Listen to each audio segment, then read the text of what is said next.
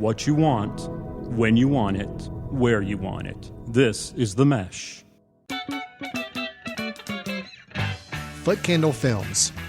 Film news and reviews from two guys who really like movies. This episode is brought to you by the Footcandle Film Society. For a schedule of upcoming screenings and membership information, visit the Society's website at www.footcandle.org. Hello and welcome to Footcandle Films here on themesh.tv. My name is Alan Jackson and I am with Chris Fry. Together we are co-founders and co-directors of the Footcandle Film Society and the Footcandle Film Festival out of Western North Carolina. And Chris, how you doing today? Doing good. Had a good Thanksgiving in the midst of the holiday season now. Not quite yet Christmas, but we have just enough time to get things done before that holiday arrives, which is good. It is that interesting time of the year. And I tell you, it's interesting time of year for several reasons. One, with the holidays and, of course, think about family plans and travels. For me, it's also an interesting time of the year because this is probably the time of the year where I see more movies than normal, just because you've got holidays, you've got family, you've got opportunities to go. So, and plus, I think sometimes the quality of movies starts to kind of increase a little bit as far as what we have the chance to go see in the theaters. Sure. Because we're getting close to the end of the year and Oscar season and all that. So that actually kind of leads into what we're going to do in today's episode, because at least one of the films we're going to talk about, I think, is one that's probably going to be at least batted around in some circles when it comes to award season. We're going to start off our show with a review of the film Widows. That's the latest film from director Steve McQueen, starring Viola Davis. We're going to start with that film. That one is getting some buzz and some acclaim that may carry into the award season. We'll have to see. We'll follow that up with a review of the latest Cohen Brothers film, The Ballad of Buster Scruggs, which is available only on Netflix. I think it may be showing in a few theaters. It did have a very limited role, but it's pretty much a Netflix release is where people are going to see it. Right. From there, we'll move into some movie news. Chris and I both have some news items we want to kind of discuss, or some topics of interest in the filmmaking world. And then we'll cap off our show, like we always do, with our recommendation of something we think you ought to check out if you have the chance, something worth watching or viewing, hopefully either on an online platform or some easy way to get to it. So, Chris, that's our plan for the show. Are you ready to get started? Yes, let's do it. All right. We're going to go then first into our first review, which is the film Widows. You have no idea, do you? Or did you choose not to know? Your husband stole $2 million from me. This is about my life. This is about my life. And because it's about my life, it now becomes about yours. My husband left me the plans for his next job. All I need is a crew to pull it off. Why should we trust you anyway? Because I'm the only one standing between you and a bullet in your head. Director Steve McQueen's previous film was 12 Years a Slave. Alan and I both saw that. I believe we reviewed it here on the show. We did. With this film, Widows, it's a crime drama / thriller that he's directing again with help from writer Gillian Flynn, who did Gone Girl, did the screenplay for Gone Girl, and wrote the book for Gone Girl. So she's helping out the screenplay with this. We've got a star-studded cast: Viola Davis that you mentioned, Colin Farrell, Robert Duvall, Liam Neeson, Jackie Weaver, Michelle Rodriguez, just lots of people all over the place in this. It's, for me, you would think, it's kind of a surprise that Steve McQueen picks this as his next project. I'm not familiar. I've heard of his previous films, but have not seen them. There was Hunger and Shame. And haven't seen either one of those. But neither have I. They don't seem to really fit into what this film is going into as far as like a heist film or a thriller, a drama. So, Alan, having seen 12 Years a Slave and now seeing this, how do you feel like this fits with maybe what you know of director Steve McQueen and how his vision of films and kind of his style? Well, I always like it when a director seems to kind of step outside of a style or a film genre that they've been kind of settled in. Sure. And even though, 12 Years a Slave was a historical drama And I know Hunger is based on a true story, kind of has a little bit more historical relevance to it. Shame, I don't believe based necessarily on a true story. I think it was just a gentleman dealing with kind of more of a sex addiction and some of the impact it had on the family members around him. This does sound different, but I also think it's great when a director says, hey, I want to try to dip my toe into this genre, but bring my sentimentalities to it, bring my style to it. And that's how I saw Widows came together. On the surface, you read the synopsis, it does not sound like a movie that this gentleman would make. But after watching the film, you're like, no, I totally get it. I understand what he was bringing to the table with this. And one of the things I like the most about this film is just the overall capable direction. Saying, all right, I'm going to make a heist film. And it's an interesting premise of a film. You know, you have basically, just like the title insinuates, it's widows. It's women who were married or significant others were criminals and they died. And now the widows are left and they're finding out that there's a price on their head because of money that was owed to other people in the community. And what are they going to do about it? And again, on the surface, does not sound like a film that, you know, a filmmaker like Steve McQueen would make, but the relationships he builds, the style of direction, just the way he unrolls the story, I think is very much in his wheelhouse. And it does explore a lot deeper themes than just, we need to go get this money so we can pay off mobsters, you know? Right. So I think the direction of the film is something I did really admire. I mean, it's a very capable hand managing this film. And I love the story. I love the concept of the story. I think if you boil that story down, it's a really interesting story to explore. I had issues with the film. Okay.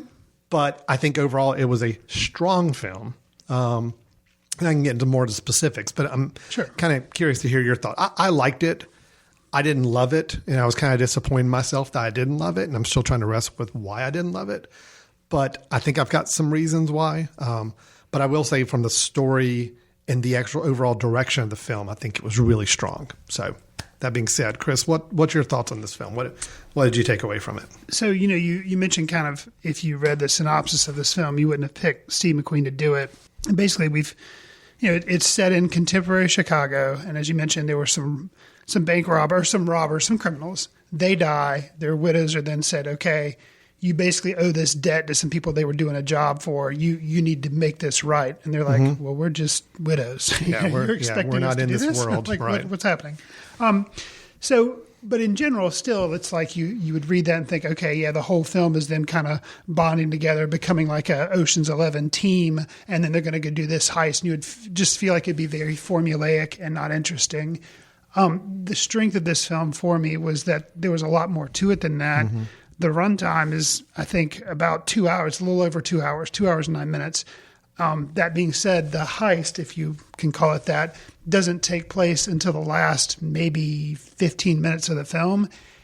And I didn't feel, a lot of times I belabor on this podcast how I feel like films could have been edited or they needed to trim it down because there was just a lot of fat in there and need to make it leaner.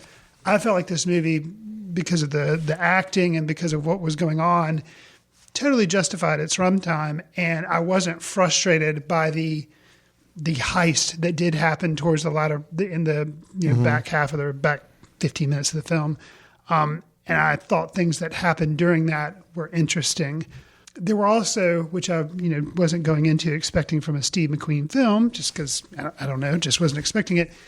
There are twists, I guess we can call it that we will not go into or spoil, because if you haven't seen the movie, I want you to enjoy it, that I was surprised that were in there, as well as there's a twist that is basically, it's put right in front of your face. And then instead of kind of saving it, which is what you would think, or like a complete reveal, instead of just a tease, they go ahead and give you a reveal of something that they very well could have saved.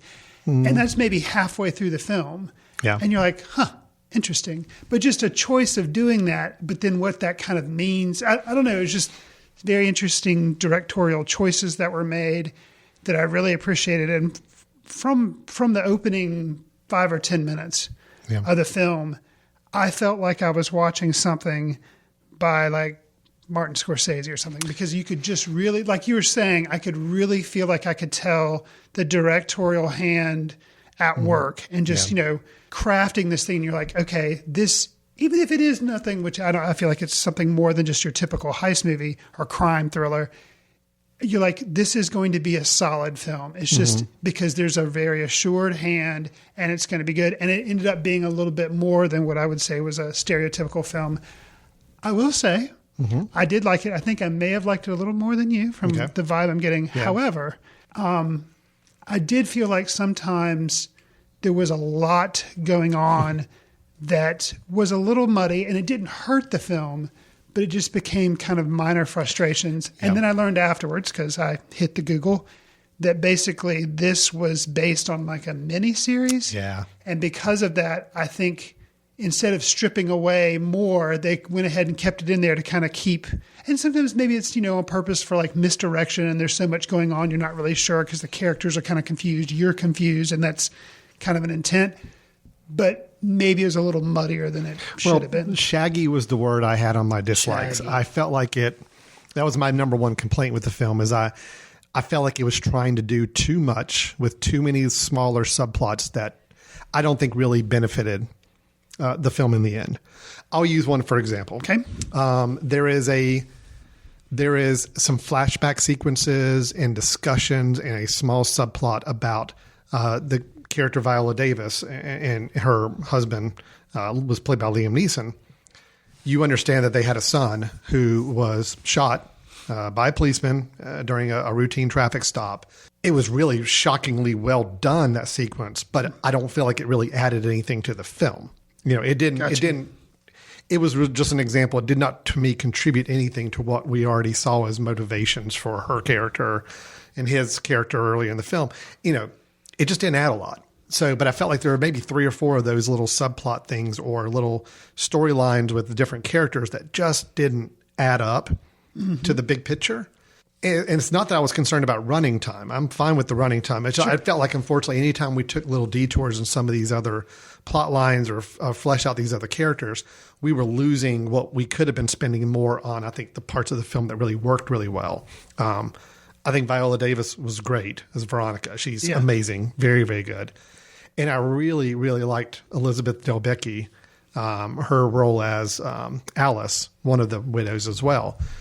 Those two had really interesting plot lines, and I liked every moment we kind of followed them. When it diverted a little bit more, unfortunately, I don't think Michelle Rodriguez and her role really worked for me. And kind of her storyline, I think, was part of that shagginess that just didn't work as well.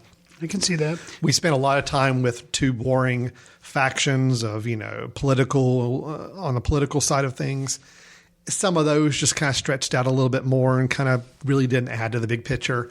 So, yeah, shaggy is just the word I said. I wish it was a tighter film. I wish they had focused a little bit more on some certain characters and storylines and really played more with those. Sure. I will say, for me, the film was starting to lose steam, and I was kind of getting a little worried about it until the one twist you mentioned kind of midway through the film, or a little bit more than midway through the film. At that point, that kind of resharpened the focus for me, and I'm like, oh, okay, now this is an interesting wrinkle.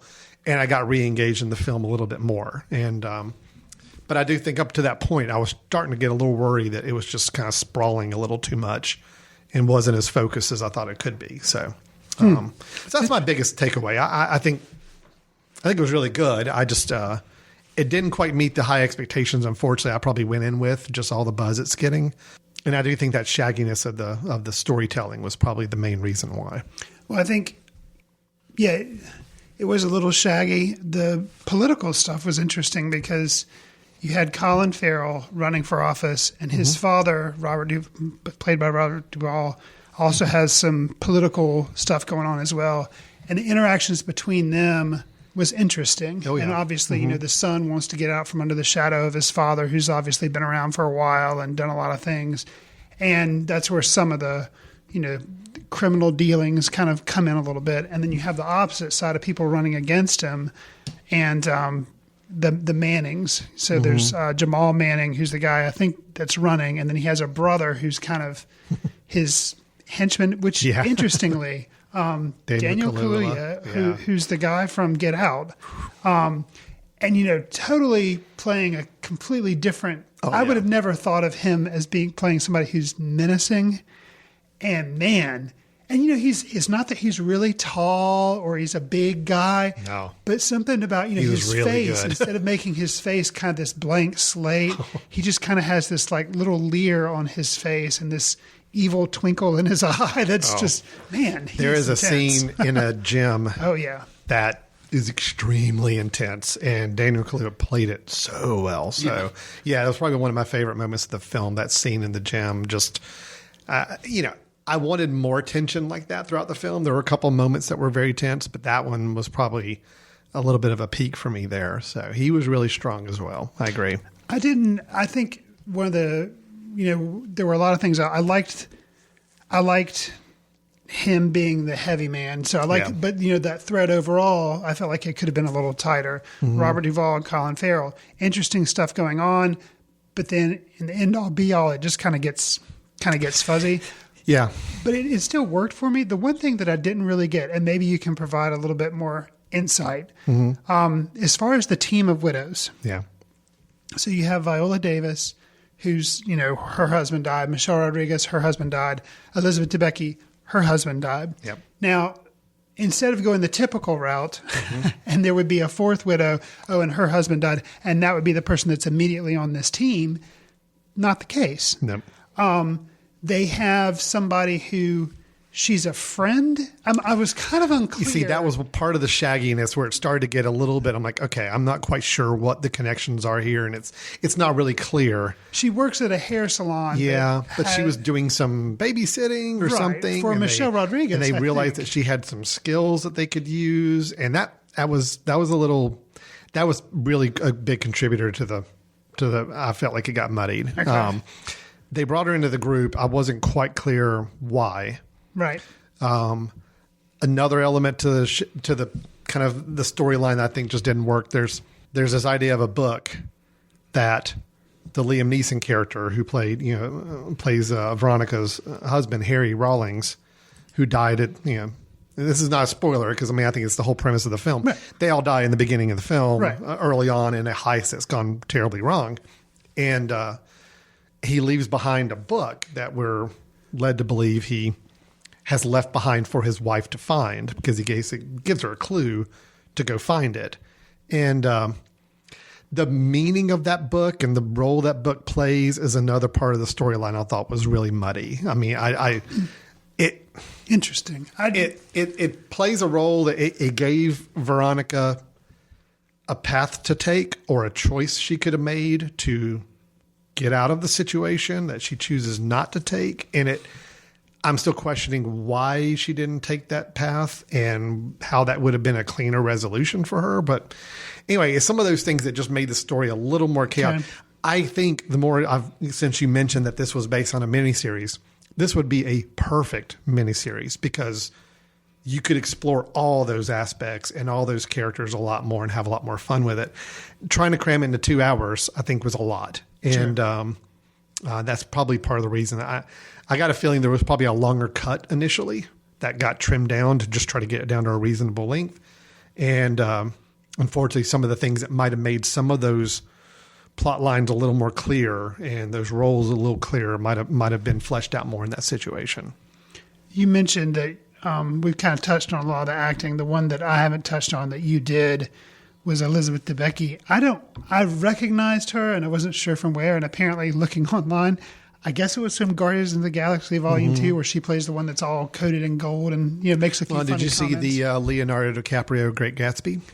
I did, but who was she in that? She was in that as well. Okay, because I remember Carey Mulligan because she was like the main girl. But yeah, this Elizabeth Debicki was a supporting player in that film as well. Got a lot of acclaim for her performance there. So yeah. But yeah, she was kind of an interesting standout for me. She was a nice surprise. I've just never really paid attention to her as an actress, but yeah, she was very good.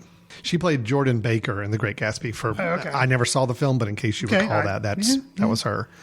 I'll say a couple other things I really liked.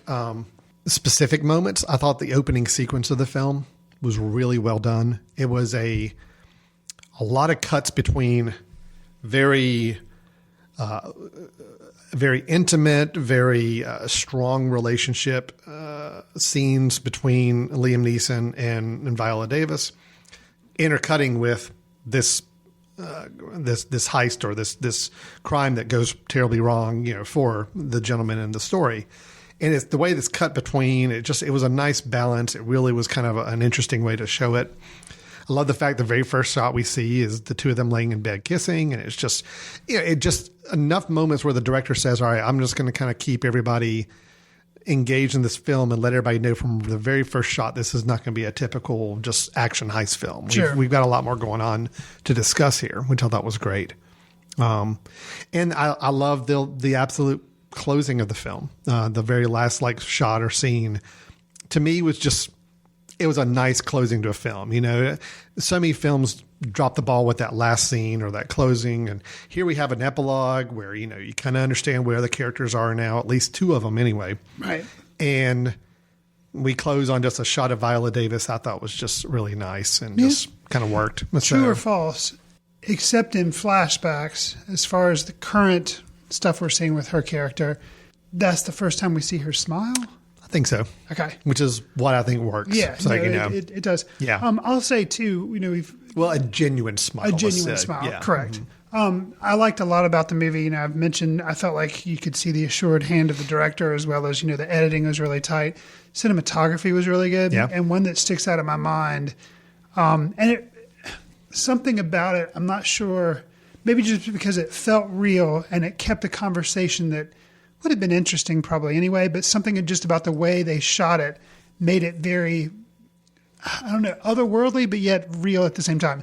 Basically, it's a conversation between Colin Farrell and his associate after they've just been at a rally, and they get in a car, and it starts at one side of the car, outside of the car. Okay, yeah. So instead of a conversation where you see some person driving or they're going back and forth talking heads, no.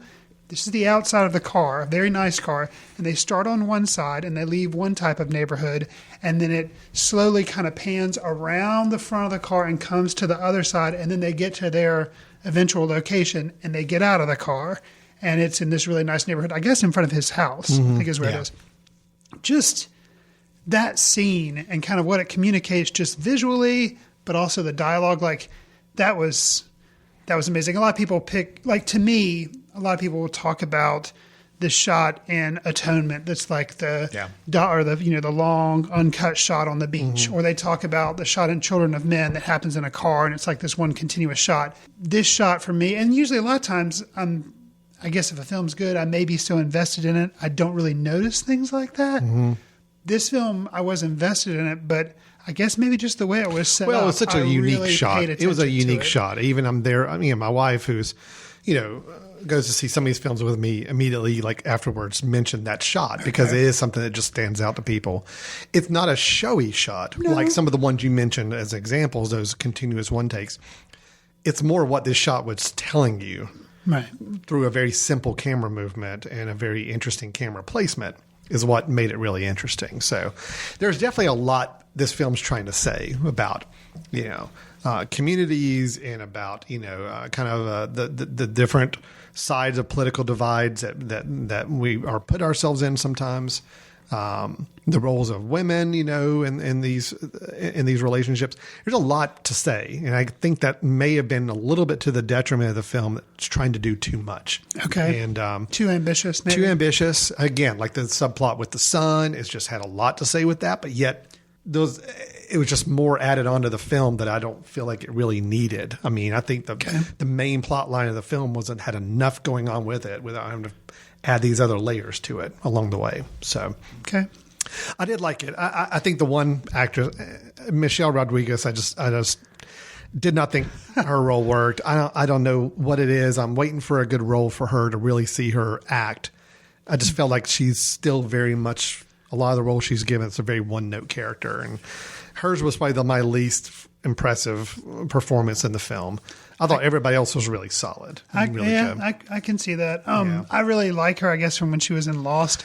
So I was hoping that this would be a little bit more kind of meaty for her, but it just didn't. Well, and I've never seen her really in many of the Fast and Furious movies or anything like that. But you're not a big Fast and Furious fan. But it still seems like a very similar character style for her. And I like when actors and actresses kind of step outside and try something a little different. Now, I could argue Viola Davis plays a lot of this same role too. I mean, there are moments in this film where she's very similar to how she played in what was that Suicide Squad movie? Yeah. You know, or not? Yeah.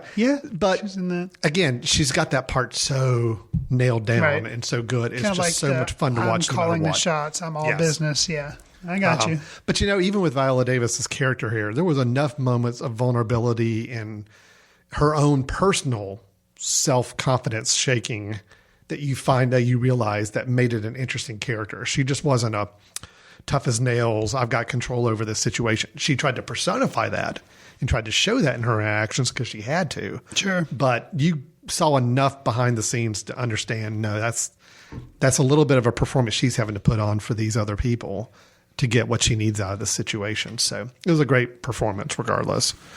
So good. So we're both recommending it. You seem to be a little more high on it than I am, but I think we both share some of the same disappointments with it as far as it not being as tight or as clean as it could have been from a film standpoint. But it's definitely worth seeing. Sure. I think it is worth being in the Oscar discussion for some. I think direction would be interesting. I think Viola Davis for actress would be interesting.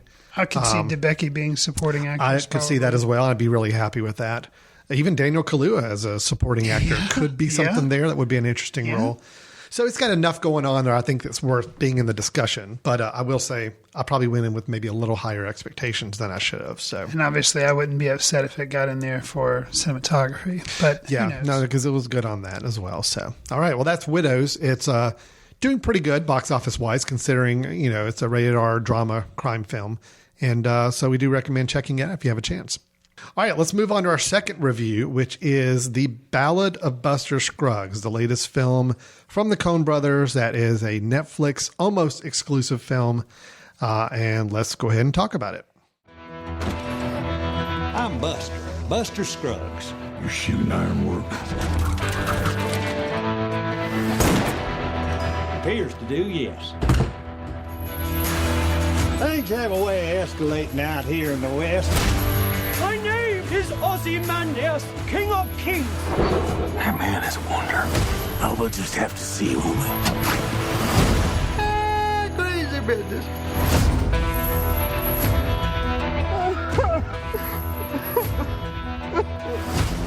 First time.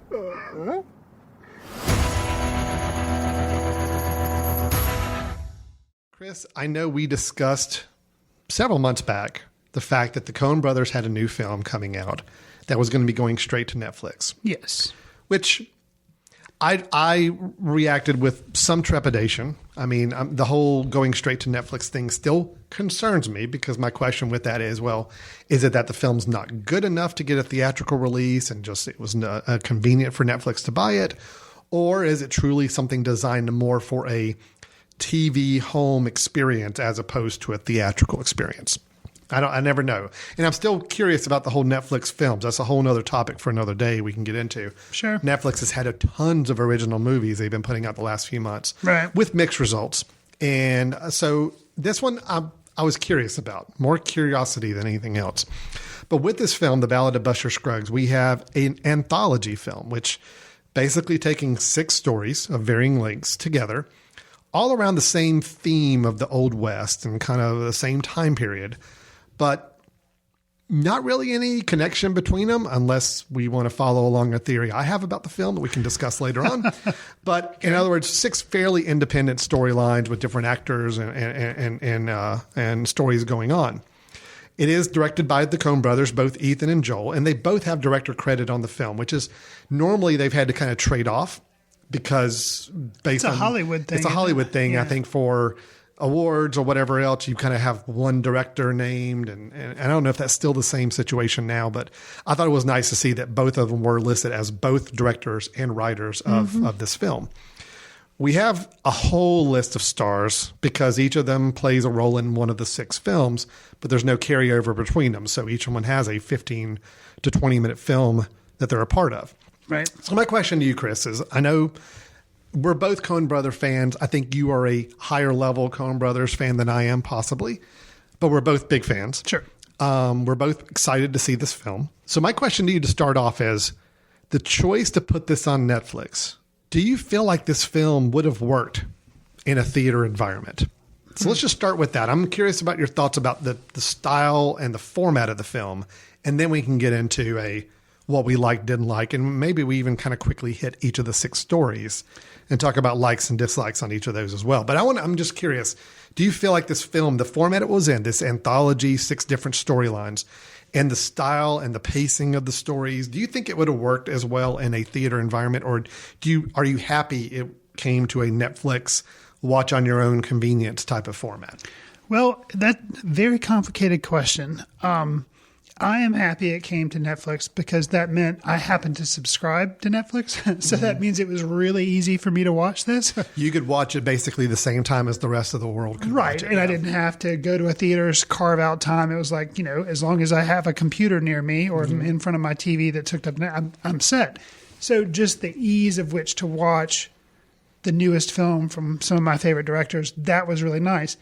And would it have worked better in a theater? I'm not really sure. There's a lot of really beautiful cinematography and, of the Old West. And that would have been nice to see on the big screen in a theater with really good sound.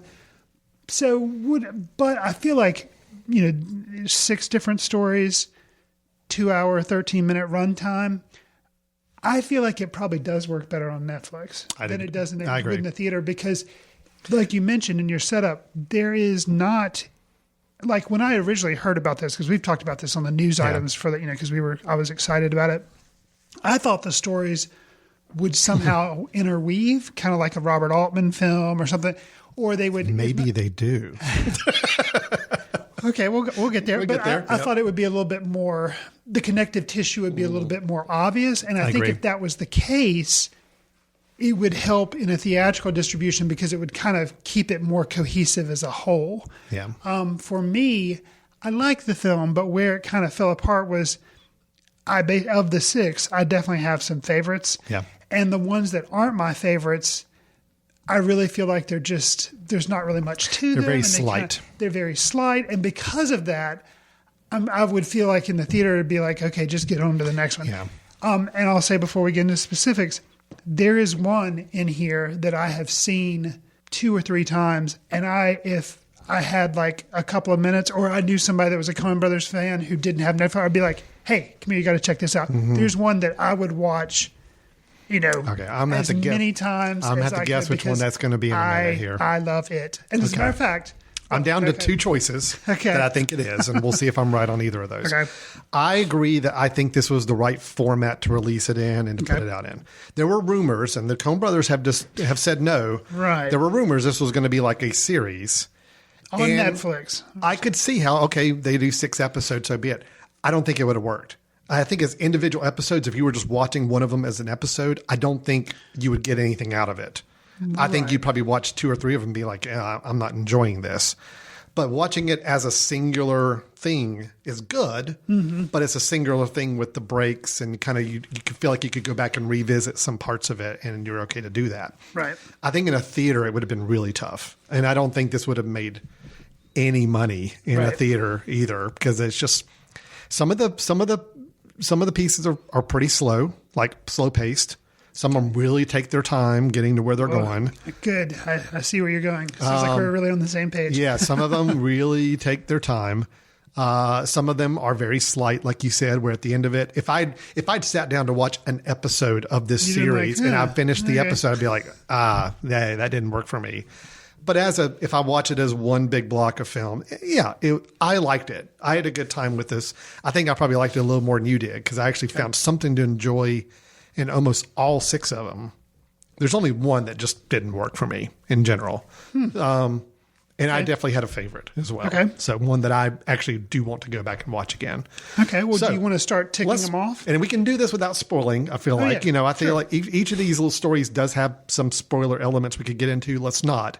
Let's just talk about in general the overall topic of the short film. Sure. Who's in it and what we liked or didn't like about it. So, all right. So let's go first into the very first one. We just do them in the order they were in the film. Yeah. Okay. That works fine for me. The Ballad of Buster Scruggs. So this is the titular character. It is Tim Blake Nelson. I did think it was interesting that you named the whole film The Ballad of Buster Scruggs, but he's just in the first film. Correct. and he's not anywhere else in the film. There's no carry through. There's no mention of him. I thought that was an interesting choice. Agreed. And it kind of led me to believe that he was going to be somehow woven into some other stories, but he was not. Even the movie poster leads you to believe that, because you see 6 different, like there's a horse, there's a carriage, and you see, and it looks like all roads are leading to the title of the film, The Ballad of Buster Scruggs. So it kind of, leads you to believe that things will be tied together, but no. And we'll get to my theory at the end. But and so Ballad of Buster Scruggs, he's basically a gunslinger. Yeah. And it follows him, and it's a very Cohen-esque take on a gunslinger on the Old West, combining elements of, I guess, maybe Oh Brother, Where Art Thou, which Tim Blake Nelson was in as well. Well, you have some music. Yep. You have, it's probably the most violent. It absolutely is the most violent. Yes. Which is shocking, starting out the movie with a singing cowboy dressed in all white that looks like he just walked off a Hollywood movie set, but it's actually the most violent segment of the whole film. I liked it. I thought it was a lot of fun. It was a jarring start to the movie, but I was okay with it, and I had fun with it in general. So this wasn't your favorite, though, right? Oh, do you want to go down and talk about all of them, and then I'll state which one? Or do you want to? Well, when we get to it, you tell me which one's your this favorite. was my favorite. That was your favorite? Absolutely. Okay, you had a good time with it? Yeah. It's probably my second favorite. I enjoy it. I have a good time with it. I love the breaking out into song in the bar after Surly Joe. Yeah, Surly Joe. And the shot and the shot, the framing of how Surly Joe met his end. Oh my gosh. So classic. There's so okay, here's the thing, and we'll continue on with the other ones. I'd seen this first part. Actually, I think I'd seen the first 2. And then my family was like, kind of rumbling through the den. And then I was like, oh, what are you watching? I was like, well, this is what it is. And my wife was like, oh, I'll watch that. I was like, okay, well, we can watch it from the beginning. She's like, are you sure? I'm like, yeah, I'll start over. And my daughter was like, it's at the Old West. I'm like, yep. And I tell you what, I'll make a deal with you. Granted, I had not seen the whole film, but only seen the first 2. I was like, sit down and watch the first one. And if you don't like it, you can get up and leave. No harm, no foul. Part of the nice thing about an anthology film is right. that you can't actually get up and leave. She watched that first one, and she was like, all in. Invested for the rest of it. Yeah. Okay. Because, but don't you think it was a little bit of a shame that, the fact that the tone it's set with that first one is never matched in the rest of the film? And it was, to me, you said this was your second best. This was my favorite. And I was like, oh my goodness.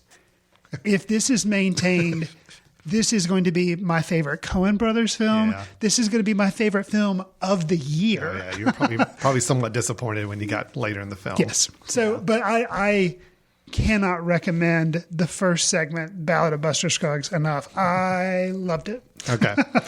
Well, cool. It was my second favorite. Okay. I'm looking forward to finding out which is your favorite. I did like it. I thought it was a lot of fun, and it was definitely the most zany Coen Brothers, the closest to, I don't want to say Big Lebowski. It's not the closest to Big Lebowski. It's Hudsucker Proxy, kind of absurdist a little bit, I think Big Lebowski, but with more of a Hudsucker Proxy vibe. Yeah, it's their one of the rare attempts where they're just trying to be funny. Yeah, and it's just like they're just trying to be funny. Yeah. And I really enjoy their humor. A lot of times things get so dark, like in A Serious Man or Inside Llewyn Davis, I kind of lose kind of the fun of the film. Yeah. Whereas that first segment, the fun was never lost on me, even though it was Tarantino-like violence. Oh, yeah.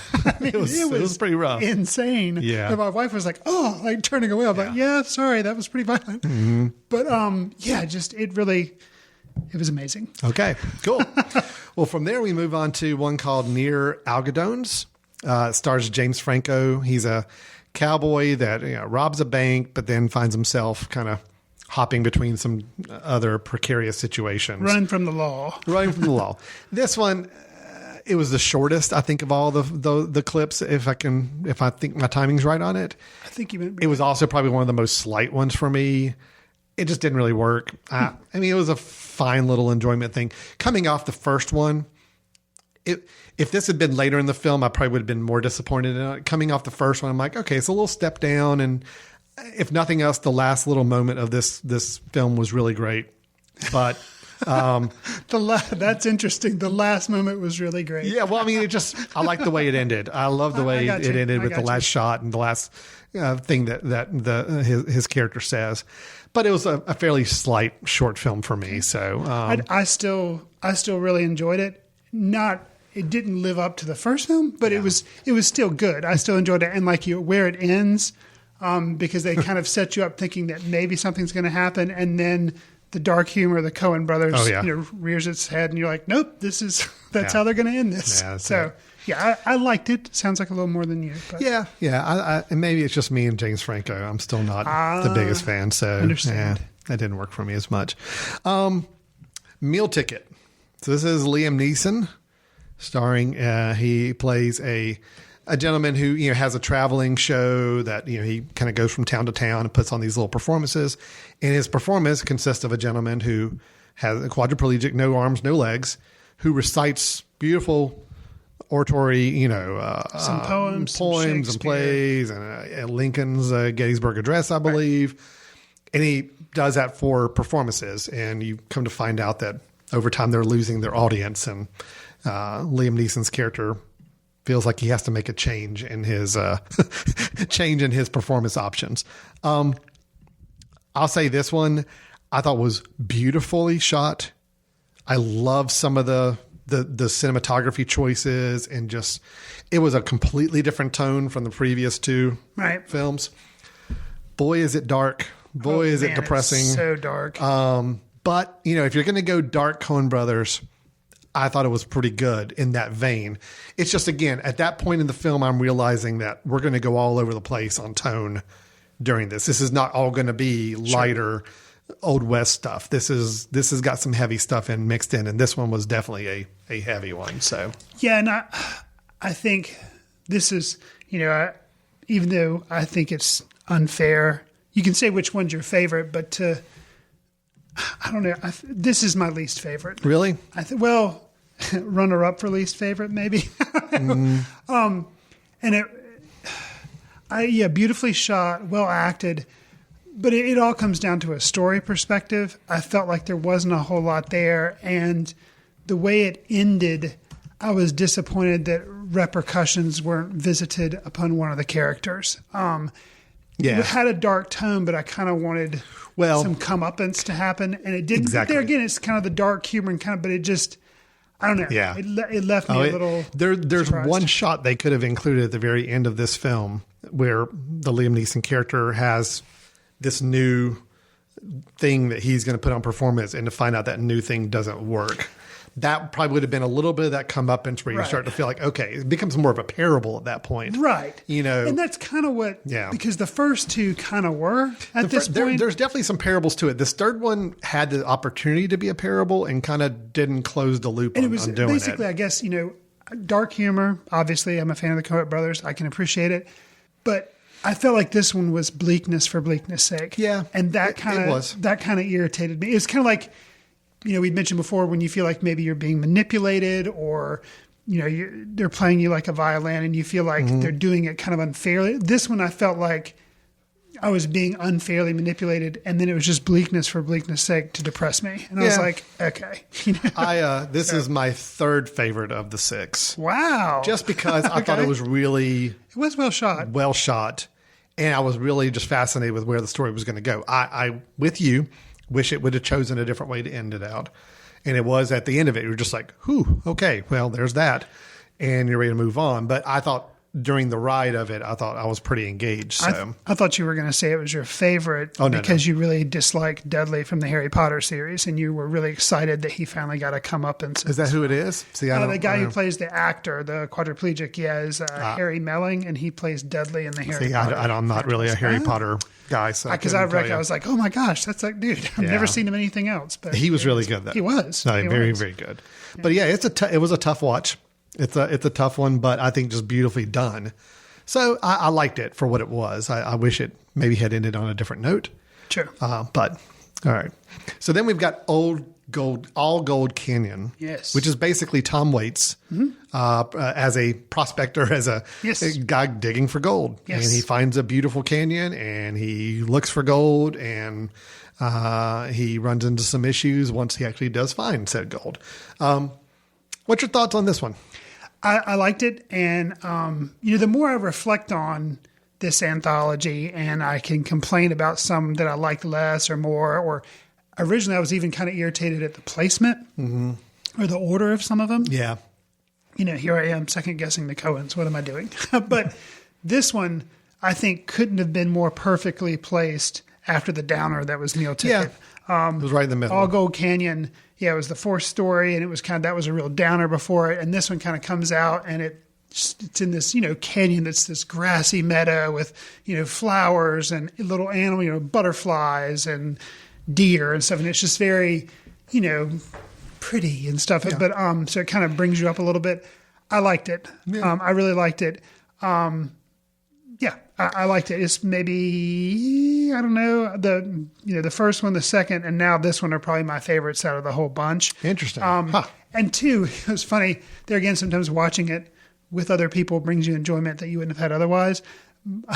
My daughter, as this one was transitioning to the next film, she's like, man, that guy's voice, he can't sing. I'm like, funny thing, though. Yeah. That guy's name is Tom Waits. He is known. He is a singer, musician, and he is known for that voice. So, but even in the film, they kind of joke about that because it seems like it's like this, perfect idyllic setting. But then all the animals scatter when they hear his voice, like, oh my gosh!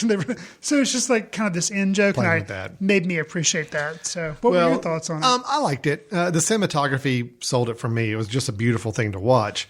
And I love the dedication of this guy. You're watching the process of him mining for gold. I mean, it spends most of his runtime with him just looking for gold, which may not sound terribly exciting, but it was actually kind of interesting to watch his process of going through to try to find the vein he's looking for. Say goodnight to Mr. Pocket. Yeah, Mr. Pocket. Good night, Mr. Pocket.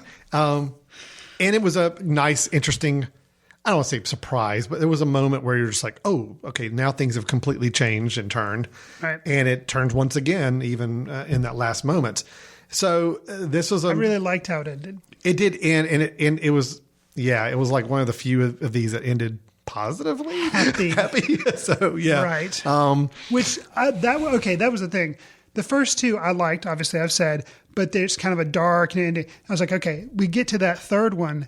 Not only did I not like how it ended, but it was like it continues down this dark path. And you're like, okay, we're over halfway through because we're starting on this fourth story. Is everything going to end so dark and so depressing? And no, this one manages to kind of, bounce back up to the surface of being a little lighter. It has the potential to be a downer ending, and it doesn't. It turns on a dime and gives you some hope and feels a little better about it. So I liked it. I thought it was good. I enjoyed it. It was fine. So then we get to the gal who got rattled. Probably the longest one of the six. It felt epic. Okay. All right. Are you saying that in a good way or a bad way? I did revisit this film because this one I did watch twice because I had such a low opinion of it the first time. Chris. Yeah. This is my favorite. Really? Yeah, I love it. Now, there is stuff that I can appreciate, but to me, having seen the film Meek's Cutoff by Kelly Reichardt, which is about a wagon train. I haven't seen that. This to me felt like I was just revisiting that film. I appreciated the little attempts, not attempts, the bits of humor that were in the film, and they helped carry me. Mm-hmm.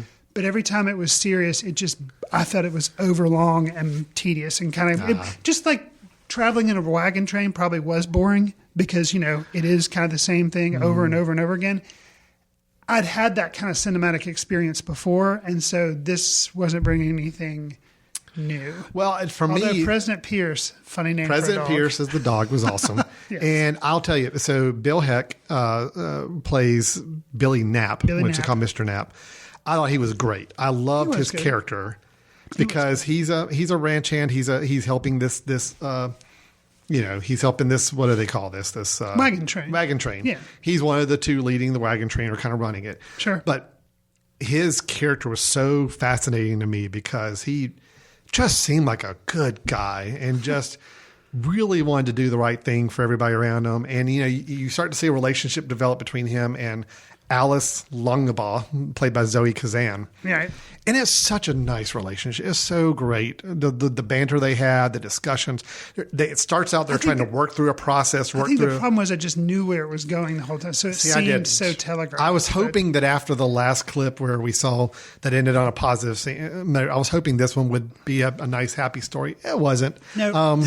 It does end tragically. Yeah. I liked the way it ended because it was a very Greek tragedy type of situation. And if nothing else, the last moment of this story, and this is where I think it's interesting. We didn't mention that the whole movie is kind of set up as like a book. So we have a book motif where you see somebody's leafing through this book, and every time we get to a nice painted image, that's of the next story. And then as the story ends, we go back to the book, and there's actually a page of text, like the end of the story. And I don't know if you paused any of those to read some of the text at the end of the story. This one in particular really got me because, and I don't want to spoil the film, but one of the characters that's left at the end of this story has to share some news to another character. And knowing the relationship that's been developed between these three characters that the main story follows, this is going to be a very difficult conversation to have. Mm-hmm. And there's a lot of, probably could be some suspicion about what really happened during this event. Oh, wow. So the end little text is basically like him saying in the story is basically this character saying, I have no idea what I'm going to say to this gentleman. And that last shot, and I'm like, oh, perfect. Because it's not just the tragic ending. It's now these two men are friends and something has just happened and he's going to have a really hard time explaining. Wow. Okay. That reading of that story. Okay. Yeah. Remember the two gentlemen, they were a little bit at odds about what was happening with this relationship. The one older wagon hand was not terribly crazy about it. I didn't read this. I didn't read the story that way. But if that is true, that the suspicion that could come because of the event that happens and how it has to be communicated, that actually would make me like this a whole lot more. I never felt there was just like disinterest, really. Mm-hmm. But if there is that's an interesting. That's what I got from it. Without trying to spoil anything, that's a very interesting. I thought the acting was great. Bill Heck and Zoe Kazan, really, really great characters. I enjoyed following them. The dog was great. I mean, to me, this was a Cohen Brothers film. I love the dialogue that was presented throughout. I love the different characters we're introduced to. Alice had a brother that was kind of an interesting character we see in the earlier half. Right. There's some people in a boarding house, I guess, where they're staying for the night, opening the scene that are also all very interesting characters. It had enough Coen Brothers elements as a complete story. The opening boarding house scene I really liked, and then it kind of got slow. But yeah, that's interesting. It was my favorite. I like that reading. I like that. I don't know if it was intended or not, but I like that reading of how it ends. I just thought it was my favorite. And it was a tragic, depressing ending, but I still enjoyed the film. Okay. So that was The Girl That Got Rattled, or The Gal Who Got Rattled. So then we end with the last one, The Mortal Remains, which is a stagecoach where we are following 5 individuals in the stagecoach, all having conversations about who they are and kind of what's going on around them. It's a little mysterious. There's a lot of smoke and darkness, and we know that there is a dead body on the top of the stagecoach that 2 of the gentlemen are basically taking somewhere, I guess, as like a bounty, returning bounty hunters. Yeah. We never see the driver of the stagecoach, and they end up dropping the passengers off at a hotel at the end. That's basically it, unless you want to read a lot more into it, which I think you can. This one I really had a tough time with. I wanted more out of it. Yeah. And it's probably my least favorite only because I just wanted more. And I felt like it just gave me the glimpses of something interesting and not enough of anything interesting. The Coens are good at writing. And I think I was kind of worn down by the one that came before it. Yeah. So in this one, it basically is kind of a one room type thing, Hateful Eight, except it's in a stagecoach instead of at a bar or whatever, or a little hotel thing. But it's all trapped in this stagecoach and it's all dialogue. So there's no action really. Yeah. And I felt kind of worn down and like there needed to be a little bit more to it. Now, that's not to say the performance, who I was not familiar with, has a really fun name, though. John Joe O'Neill, who plays the Englishman. Yeah. His persona in this he was very bizarre, but was enough to kind of keep me interested. Brendan Gleeson is also in this. He plays the Irishman, is how he's identified. Tyne Daly as well. So it had some stars, but just something about there wasn't enough there. And at the conclusion of the piece, like you're saying, you can kind of read certain things into it as what is the true gist of what is actually going on with the three people in the carriage, as opposed to basically the Irishman and the Englishman kind of work together. Well, they say that as much, but their true job in life, whatever, kind of maybe gets to be a little clearer. Maybe, I don't know, but I just felt like it didn't. The last two stories, there again, I'd have to get out my stopwatch. For me, just felt like they kind of overstayed their welcome for what they were trying to do, and it didn't help that they were back to back. But I wasn't bothered by the length of this one. It was more just it was glimpses of ideas that really didn't amount to anything on its own. Although, if you really want to get deeper reading into it, I think you could start to pull some ideas. Okay, let me just posit this out there. Is this when we're doing? Are you going to give us your overarching theme of the entire anthology? Well, yeah, okay.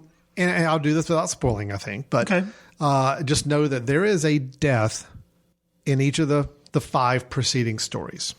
Correct. Okay. Correct. A death. Now, in 4 of the 5, the death is of one of the main characters we're following. Correct. Okay. Correct. In the 5th story, the one that's the main character, one of the main characters does not die. Somebody else dies. Okay. Okay. You following me? Yes. All right. So we've got a major death in each of the 5 preceding stories. Although in one of those 5, it's not the protagonist we've been following. It's someone else. Right. Which, my wife had actually stated at one point. My daughter asked the question. She's like, "Yeah, well, whoever the main person is, that's who's going to die." Like she actually, and that's true in 4 of the 5 preceding stories. Gotcha. Now, do I think it's any coincidence that inside the stagecoach are 5 people? One of them being a girl, a woman, the other 4 being men, or the fact that there is a body on the top of the stagecoach that is unidentified, and we never see who's driving the stagecoach. Now, I'm maybe reaching here a little bit, but death plays a huge role throughout this entire film. Okay. It could be interpreted in this last scene, in this last short, that, where they're going as a stagecoach is not just another town or another hotel. They're passing on to somewhere else, possibly. We don't know. I just wonder if there's meant to be some connective tissue there. It just seemed a little too ironic that the last film of this whole sequence, which of the whole film, kind of seems the most heavy-handed of all. Most heavy-handed, and it's dealing with death, I think, which the whole film has been dealing with death. I mean, we have a main character early in the film that you don't expect to dies, early on. You've got deaths all the way through. And then here we are in a stagecoach, 5 people in a stagecoach, one unnamed body at the top. I don't know. It's just a little too coincidental, the numbers and the makeup of people. I am really disappointed in myself. The whole purpose of our podcast is to analyze stuff and analyze movies. And I feel like I've missed the boat on the last 2 of the 4, because my reading of Gal Who Got Rattled, wasn't where yours was. And I like your reading a whole lot better because it makes it more substantial. If that is the true intention of The Mortal Remains, was to try and basically be a framework for the 5 previous films before it, and the fact there are 5 people in the stagecoach, and you don't see the stagecoach driver, which you could say is the director. That's all very interesting. That there again, that reading saves this last story. Now, I'll say this. Makes me appreciate it a lot more. I have not read any analysis to make me think that that's the case. That's amazing. This is just purely me. Where it doesn't hold up is I cannot, other than the one female in the stagecoach. That holds up for me. I can't match the other 4. Oh, I don't think you have to be that. Well, but I do think there's got to be a little bit. Now, I'm trying to reach and see, all right, even the countries they're all from. Well, you've got the Englishman, the Irishman, and the Frenchman. You've got the lady, and you got a trapper. Right. I'm trying to figure out how they all connect, if there's meant to be a connective tissue there or not. But without going into spoilers, Yeah. I don't think we can analyze this too much more. No, you're right. Now, I would be kind of excited to do that now. Yeah. But maybe there is. I just think the number of people and the fact that they chose to put this film at the last film, right, and where these participants are going, and the fact that we've seen death so prominent throughout all the other short films, I don't know. I'm curious. I want to, after this recording, I want to read up more and see if there's another theory on that, or if I'm just making something up just to try to find a theory. I just thought it was a little too coincidental. I'm like, why make this one the last one? Why make this the last thing we see in the film? So I think it's. I think for all the reasons you're saying, I don't see where there's any other explanation. You've solved it. You're inside the Cohen Brothers' mind. We're good. I think done. Have to be. All right. Well, overall assessment, Chris, it sounds like you were not a big fan of this film. No, but the two that I had the lower opinion of, you've now turned me around on. Well, I think it's worth discussing a little deeper and maybe reading up some things on them. But I think I like this overall experience more. I got something out of each of the 6 films. Again, the last one's my least favorite, probably, but it's mainly because I was looking for more, and maybe there is more there I just need to dig deeper on. Sure. But I do think the sequencing was a little off. You know, if I had a chance to go back and say, hey, listen, here's a different sequence you may want to consider, I probably would have tried to, the fact that you put your 2 funnier ones, lighter ones at the beginning, I would maybe sprinkle those in and maybe I think having the gold one in the middle is still good. But maybe you could have moved the James Franco one to later in the film and kind of balance those out a little bit more. Could have been a way to do it. But anyway, overall, I had a good time. And we talked for a really long time about it. So obviously we had a lot to chew on. I had a good time with it, though. But I do think it was good that it came out in a Netflix film, not in a movie theater experience, or not as a series type of thing. I don't think it would have worked in either of those situations. Right. Yeah. Cool. Yeah. Okay. Yeah. Well, I'll have to ponder that one a little more. Oh, we'll be discussing that one a little bit more, I think, now. So that's going to be our homework, is to try to read up more or analyze more about those last couple. Okay, so that is the Ballad of Buster Scruggs. It is on Netflix. If you've got the $10 a month Netflix plan, it's ready for you right now to check out. I would say if you're a Coen Brothers fan, yes, you need to go check it out. If you're not a Coen Brothers fan, if you don't like their previous work, it's probably not going to work for you, because I do think this caters a lot more to fans than it does non-fans. Wouldn't you agree with that? Right, which is, like you're saying, probably the reason it was released to Netflix as opposed to doing a wide release in theaters, because they kind of knew, this is more of a niche type film. It's definitely more, it's more of a true Coen Brothers experience than maybe some of the last few films. True Grit, they put out as a Western, that had a lot more accessibility. It was a lot more kind of for a larger audience. Hail Caesar was much more Hail Caesar a little broad. bit more. This one was definitely more niche Coen Brothers fans. So, okay.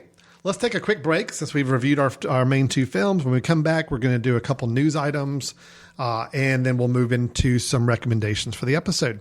So stay tuned. You're listening to Footcandle Films here on themesh.tv. We'll get back to your show in a moment.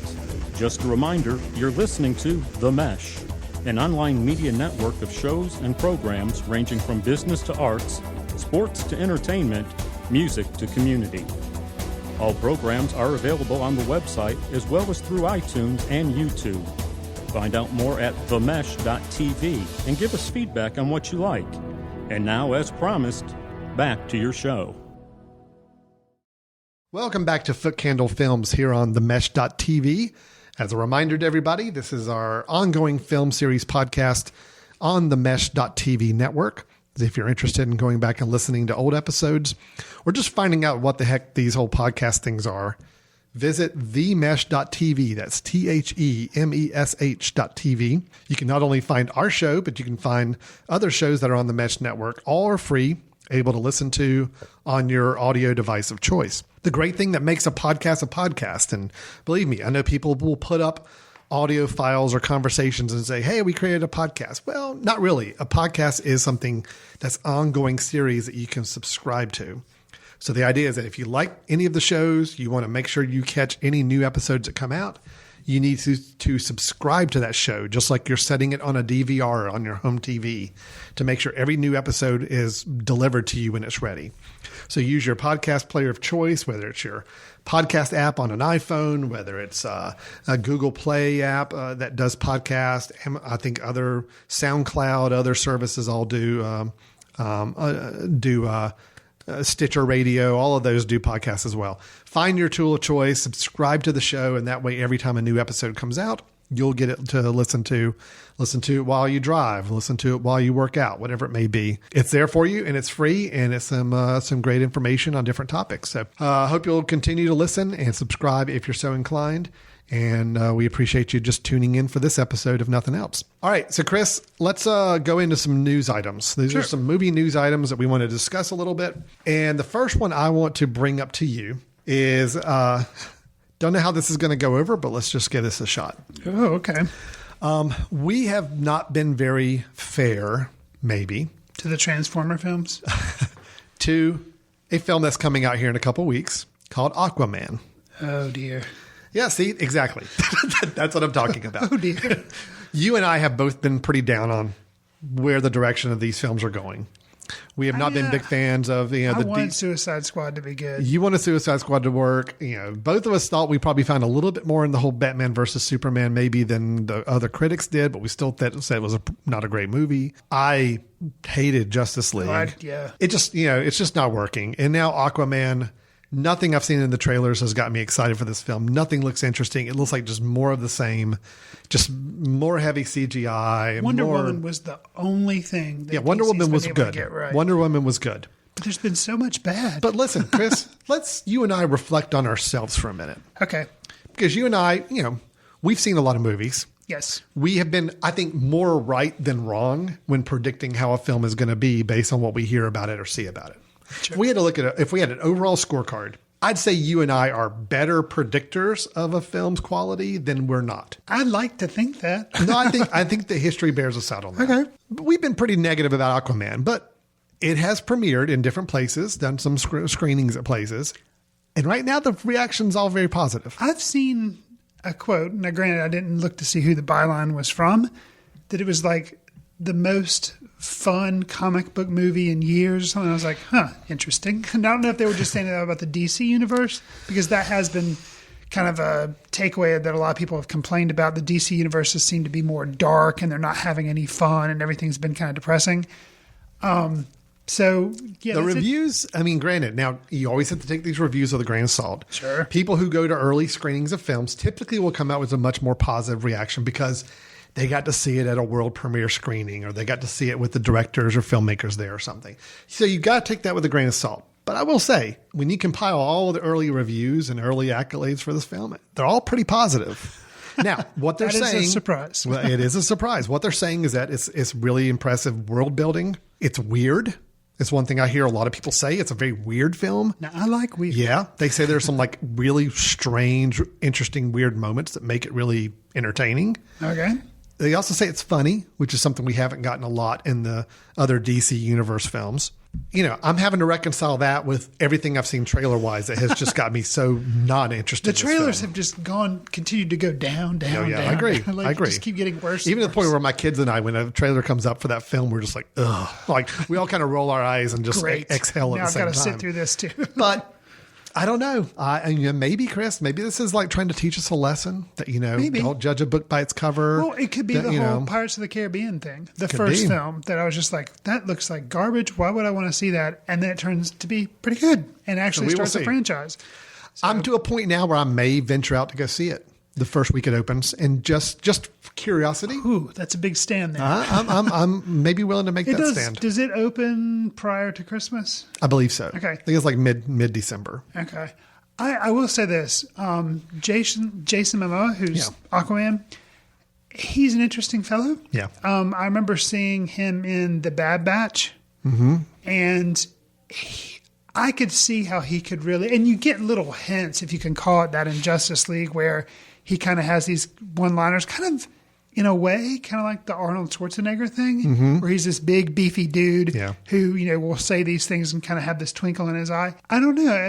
I think if Aquaman works, it's because of him. Could be. But we'll have to see. So I'm just here to say I'm willing to give the film a chance. Okay. I'm always somebody who, I try not to build too many preconceptions of films, but there's a few that are just way too easy to do. And this is one for me where that's been very easy for me to have a negative reaction to it.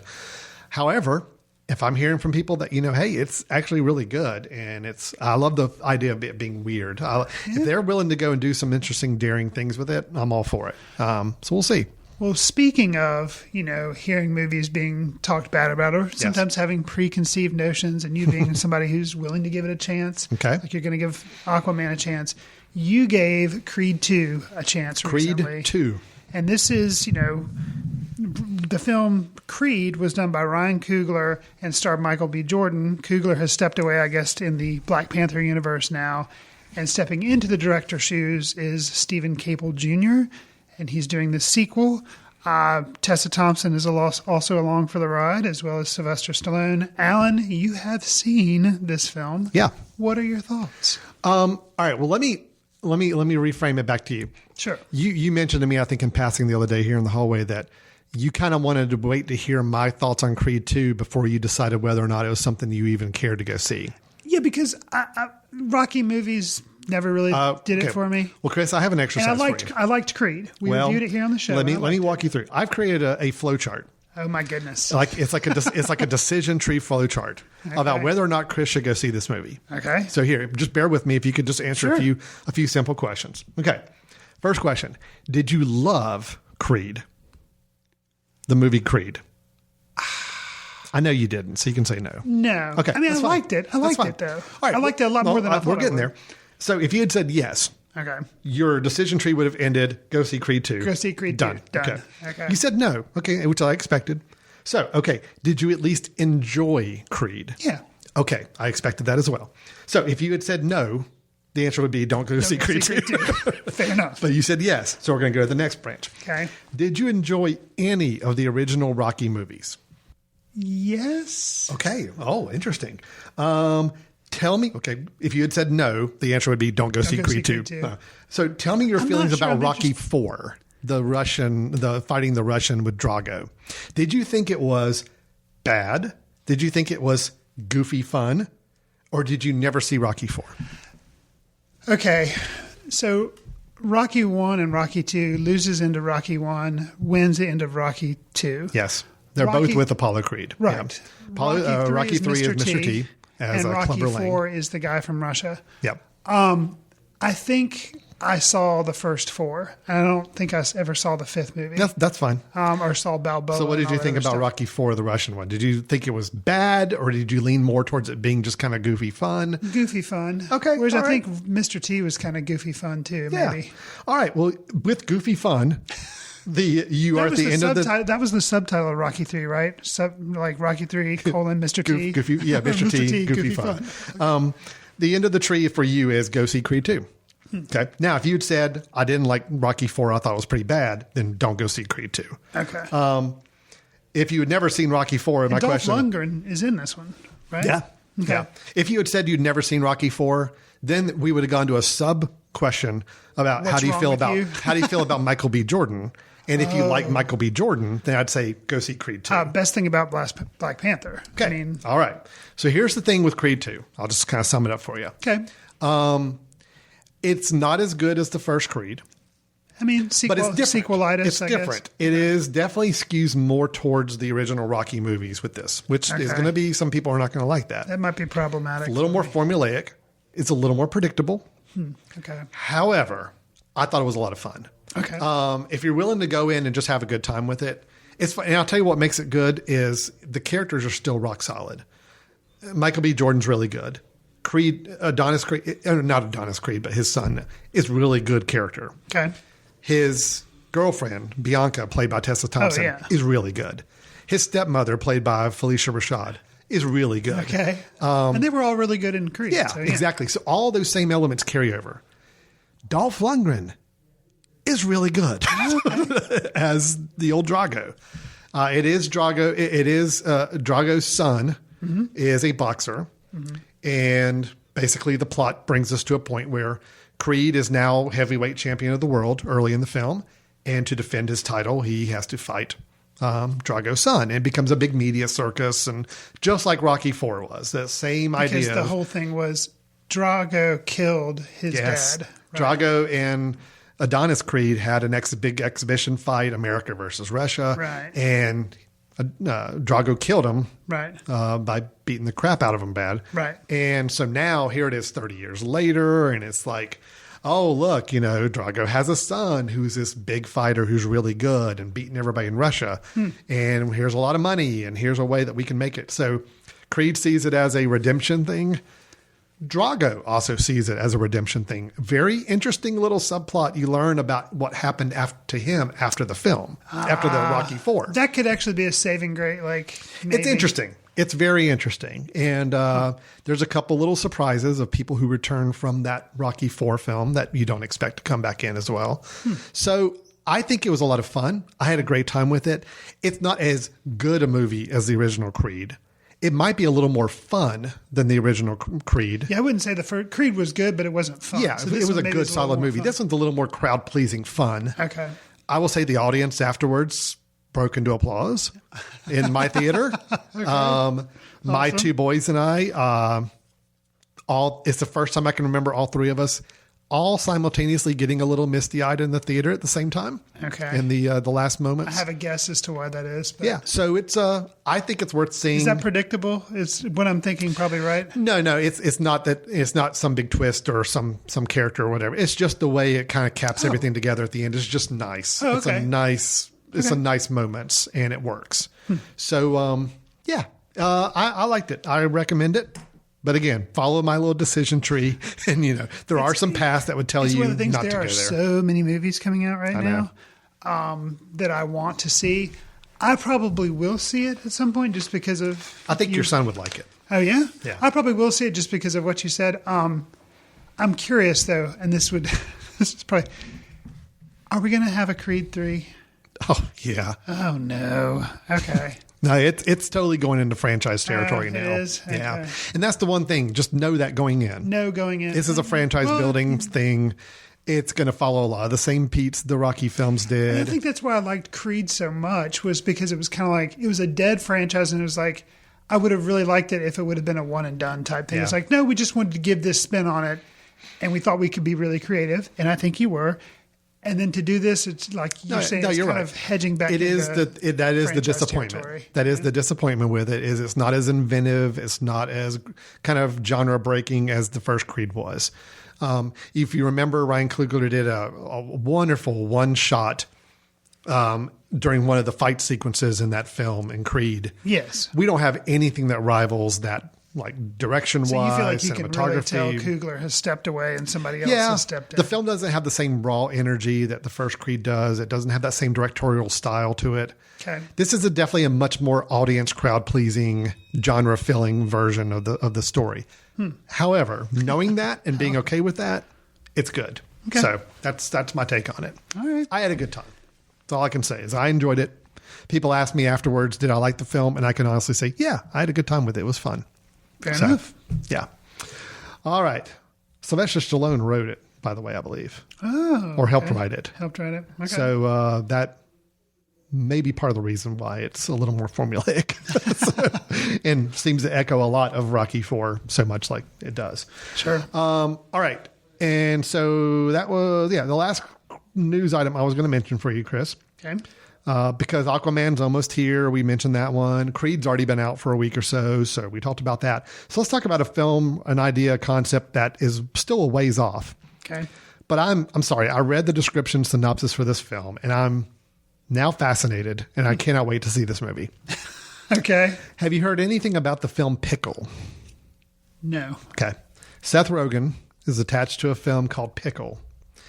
And again, you hear about films that stars are attached to all the time, and but is he writing it, directing? Is it animated? It's not animated, so it's not like the one that he did with. I don't think he's. I can't tell if he's writing it or he's not directing it. What was the one that he did about the food in the grocery store? Oh yeah, I can't remember. Oh, what was that? I saw it. Yeah, I saw it too. I didn't really care for it. So, this one's being directed by Brandon Trost, who is his first film as a director, but he was the director of photography on both Neighbors and The Disaster Artist.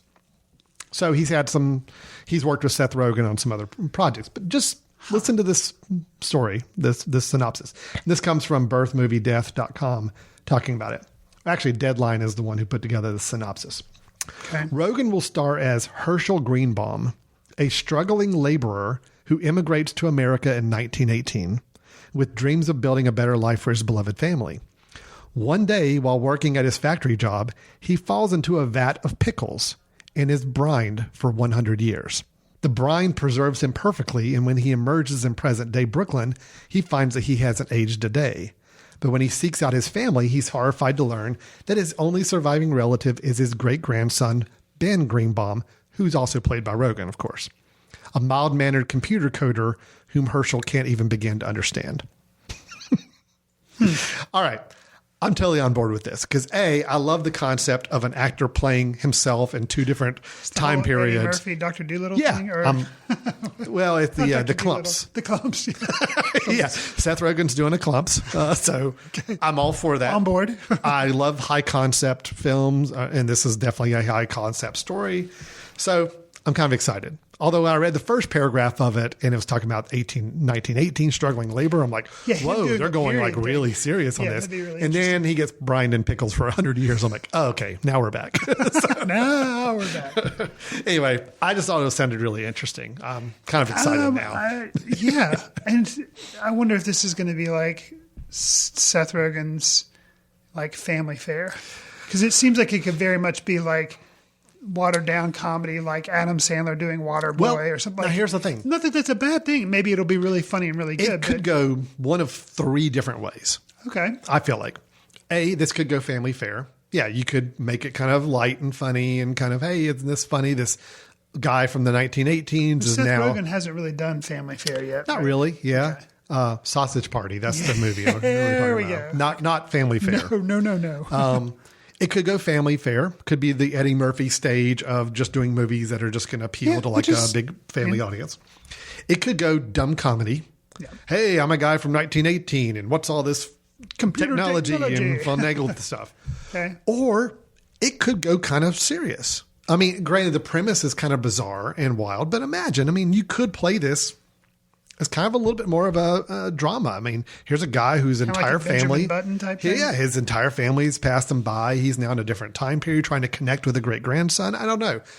You could go really different ways with this, which is, I think, what's also kind of interesting with the premise. So, I'm excited. Of course, I'll probably see the first trailer and it'll look horrible, and that's fine. But I'm ready to go. I say, bring it on.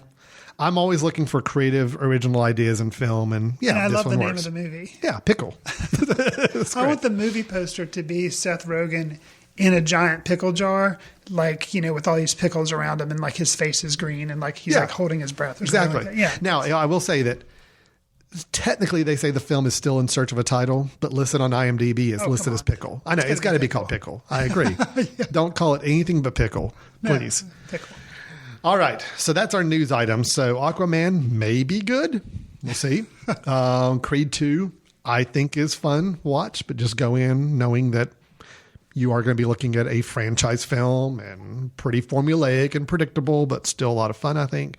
And then Pickle, please keep that name, and I hope to see how this film turns out. Me too. Chris, we're going to move on to our recommendations. This is where you and I both share a film that we think would be worth seeing. Especially as we're going closer to the holidays, it's a great time to go ahead and kind of be stocking up some stuff on a watch list. But I will tell you the truth, Chris, and I've mentioned this in past episodes. I'm looking forward to the holiday season because it'll give me a chance to catch up on some films I need to see because I need to replenish my recommendation list. Right now, my recommendation engine is pretty low, meaning I'm kind of out of films. I feel like if I'm recommending anything now, I'm kind of dragging the barrel a little bit, and I don't want to do that. Gotcha. To me, I've got to recommend for me to recommend a movie, it's got to be like 3.5 stars or higher on a 5-point scale. And right now, if I had to pull up some ones, it would be in the 3 stars or so, which I don't want to do that to our audience. So I'm going to cheat. Okay. But I've got a reason for the cheat. Okay. Do you mind if I go ahead and go first? No, go first. Absolutely. I'm going to recommend a Netflix TV show for a couple of important film-related reasons. Okay. One, as we talk about the film Widows, Yes. Some of the things we even mentioned in our review is that, we like all the storylines. We like, the interesting things with the characters. We just felt like it was trying to do too much in a 2-hour block. It would have done better as a series. Well, I've got an answer for you on that. Okay. There is a series on Netflix called Ozark. Don't know if you've heard about it. I have heard of it. It just finished up its second season, and I've just finished watching its second season. Okay. It is kind of exactly what Widows could have been stretched out as a series, because it's a lot of very similar themes that are going on. Okay. People getting into situations a little over their head, a lot of characters with some different motivations and trying to play different games with one another. So imagine kind of a Widows stretched out over a couple seasons, but you're setting it in the Missouri Ozarks. Got you. And you're starring Jason Bateman and Laura One Linney. of your favorites, Jason Bateman. And that's another reason I'm recommending this series, because if you have any doubts of Jason Bateman as an actor, you need to watch this series. And I would say you got to stick with it till the second season, because he's really a good actor in this show. He plays very much against type. I mean, this is a guy that is in a very difficult situation. Basically, he's a financial advisor, and he gets kind of mixed up with the wrong crowd in his business. And by doing so, he has to relocate his family from Chicago out to the Ozarks. And he's got to launder like $500 million in order to keep his family safe and appease a drug boss. It's very tense. It's very violent. It's very dark. But if you go in watching it from an acting standpoint, it's really, really strong, I feel like. Okay. Now, I'll also say another thing from a film movie related thing, someone we need to keep our eye on. There's an actress in this series, Julia Gardner. Okay. She plays Ruth. Is that the daughter, wife? No, Ruth Langmore there's a family called the Langmore family that father is a criminal. Okay. She's kind of got her own issues on things.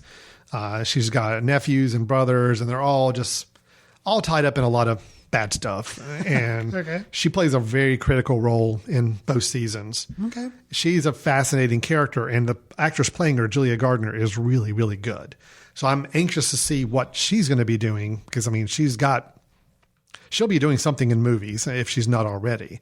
Most of her work, as I look at her IMDb page, is on TV so far. But I think just like if somebody's really good in TV, eventually they find their way into a movie at some point. Sure. She's definitely worth watching out for on that end.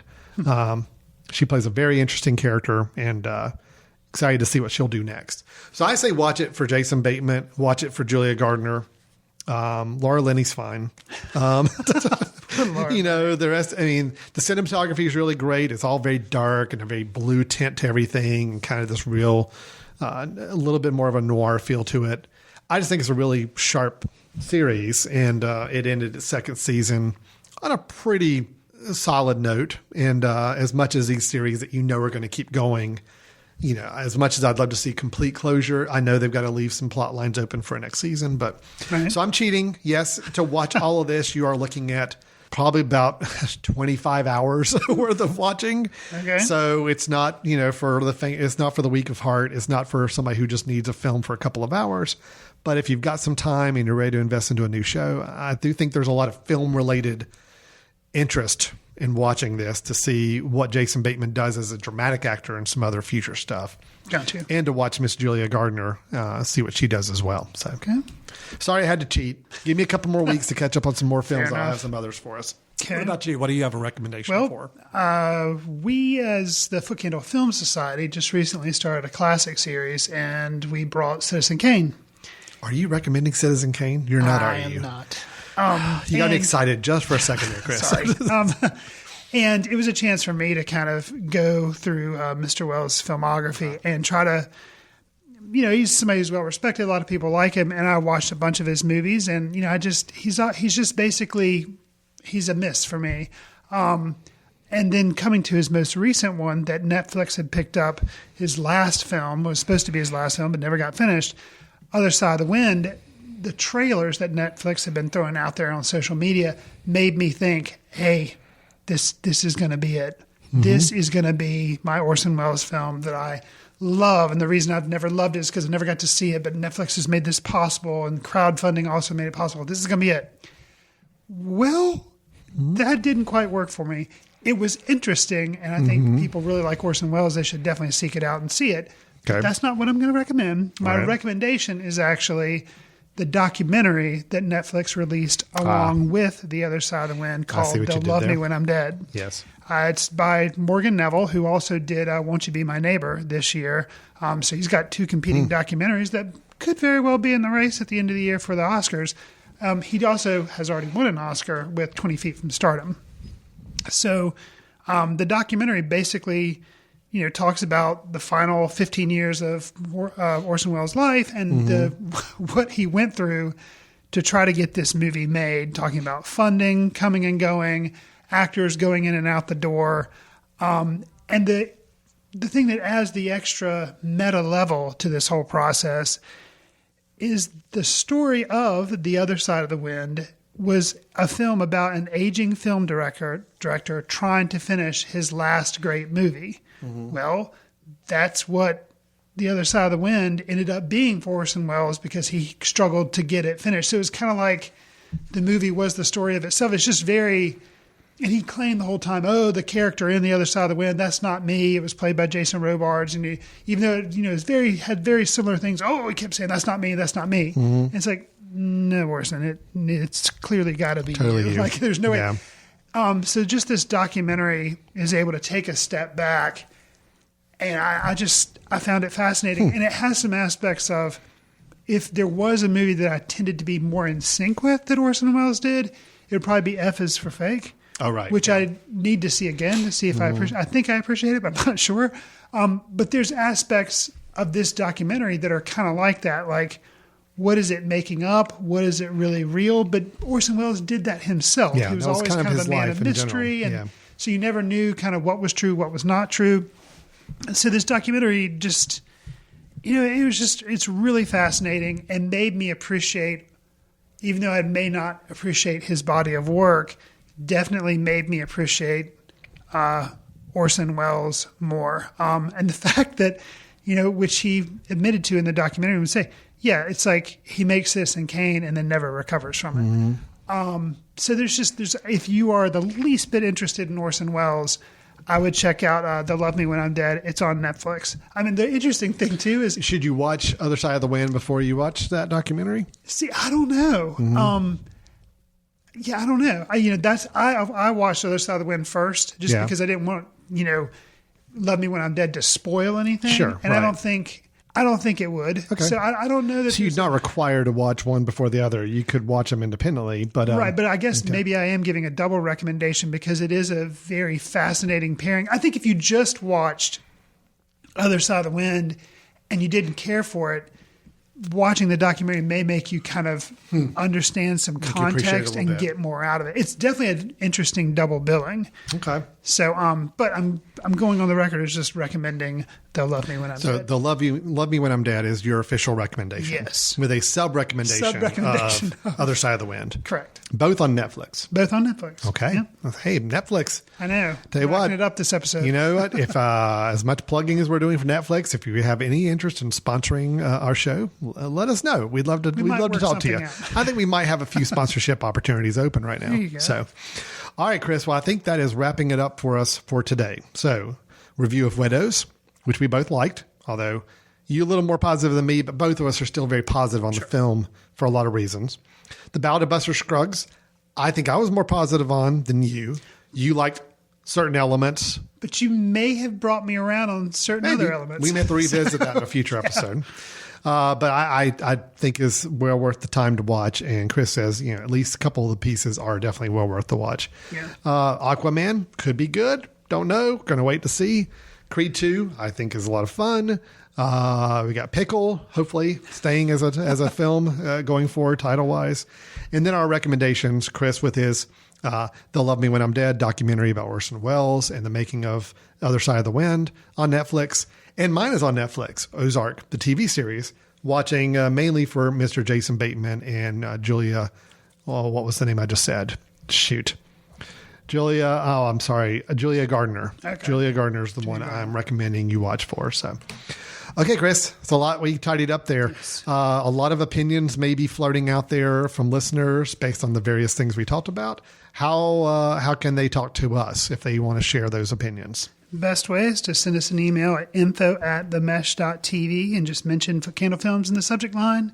Tell us how we were right or wrong about the 6 different segments of Buster Scruggs and maybe how Meal Ticket was the best thing ever. It could be. But just send us an email and we will try to respond to you. Also, Alan and I have accounts on Letterboxd where we try to keep up with the movies we're watching. Sometimes we rate them. Sometimes we might even give a simple description. But those are ways you can try to keep up with us. I would be remiss if I didn't say our festival, which we do as well with the Film Society, will be in September of 2019, but we are already accepting submissions. You can go to footcandlefilmfestival.com and there will be a link on there that you can enter your work if you are a budding filmmaker and are interested in learning more about our festival. Yeah, absolutely. So we'd love to see some films submitted. Now's a good time to submit because before it kind of gets into the late deadline fees. True. And we had a great festival last in September. We're looking forward to another great one this next coming September. So if you are a filmmaker or have connections to filmmakers, please help spread the word. We'd love to consider your film for the festival next year. All right, Chris, I think we're going to go ahead and wrap it up for today. I hope everybody had a great holiday season and Thanksgiving. We'll be talking to you before the next holiday with another episode between now and then. And then I guess we're getting close to the end of the year, so we got to be starting to look at end of the year stuff after December as well. So we're getting close to that time. Yeah. All right. Well, thanks everybody for listening. We'll look forward to talking to you next time. See you in the ticket line.